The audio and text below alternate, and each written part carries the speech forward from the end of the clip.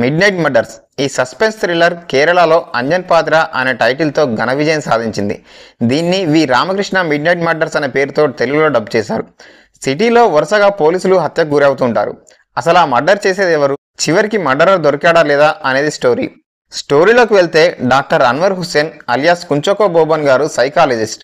చాలా కేసుల్లో పోలీసులకు సహాయం చేస్తూ ఉంటాడు. ఒకరోజు పోలీస్ శాఖలో పనిచేస్తున్న డిఎస్పీ అభిమన్యు కౌశిక్ దారుణ హత్యకు గురవుతాడు. ఆయన కళ్ళను గుండెను కాజేసి శవాన్ని ఖాళీ ప్రదేశంలో పడేసి వెళ్ళిపోతారు. ఆ కేసు విచారణలో ఉండగానే మరొక పోలీస్ కూడా అలాగే హత్యకు గురవుతాడు. కిల్లర్ ప్రతి చోట కళ్ళకు గంతలు కట్టుకున్న ఒక న్యాయదేవతను క్లూగా పెట్టి వెళ్ళిపోతూ ఉంటాడు. మరి ఈ హత్యలు చేసేది ఎవరు, ఎందుకు చేస్తున్నారు, డాక్టర్ అన్వర్ హుస్సేన్ ఈ కేసులో పోలీసులకు హెల్ప్ చేశాడా, చివరికి నేరస్తుని పట్టుకున్నారా లేదా అనేదే మూవీ స్టోరీ.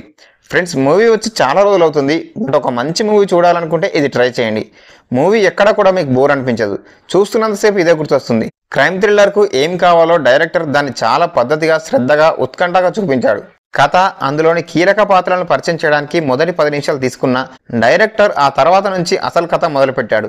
కాళ్ళు చేతులు కట్టేసి కళ్ళు గుండె పీకేసి అతి కిరాతకంగా పోలీస్ ఆఫీసర్ని హత్య చేయడంతో మొదలైన ఉత్కంఠ అటు కేసు విచారణ చేస్తున్న పోలీసులతో పాటు సినిమా చూస్తున్న మనలో కూడా కలుగుతుంది. ఎక్కడా కూడా ఫింగర్ ప్రింట్స్ గుర్తులు కనిపించకుండా హత్య ఎలా జరిగిందనే ఇంట్రెస్ట్ మొదలవుతుంది. అదే టైంలో వరుసగా పోలీస్ అధికారులను హత్య చేయడంతో పాటు ఆ ప్లేస్లో కళ్ళకు గంతలు లేని న్యాయదేవత బొమ్మను హంతకుడు వదిలి వెళ్ళడం, ఈ హత్యలు ఎవరు చేస్తున్నారో, న్యాయదేవత బొమ్మను ఉంచడం వెనుక కారణం ఏంటి అనే విషయాలపై పోలీసులు ఇన్వెస్టిగేషన్ సీన్స్ ఇంట్రెస్టింగ్ గా సాగుతాయి. న్యాయదేవత ప్రతిమ తయారు చేసిన వ్యక్తి సిగ్నేచర్ ను డాక్టర్ అన్వర్ అనుకోకుండా గుర్తించడంతో స్టోరీ మలుపు తీసుకుంటుంది.